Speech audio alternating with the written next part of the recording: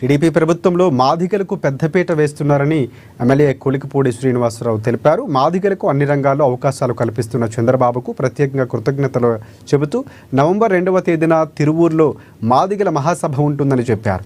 ఈ సభ ఎన్టీఆర్ జిల్లాలోనే అతిపెద్ద సభగా నిలవబోతుందని ఎమ్మెల్యే తెలిపారు. డిఎస్సిలో 7% మాదిగ విద్యార్థులు ఉద్యోగులుగా అవకాశం లభించిందంటే అది సీఎం చంద్రబాబు, మంత్రి నారా లోకేష్ కృషి ఫలితమే అని కొనియాడారు.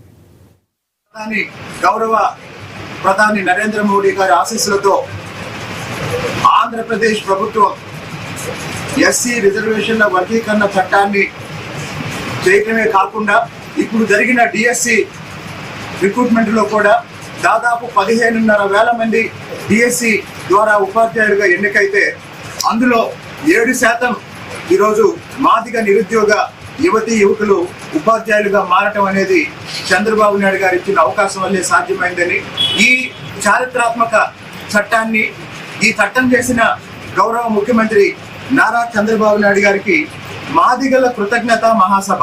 చంద్రబాబు నాయుడు గారికి మాదిగల కృతజ్ఞత.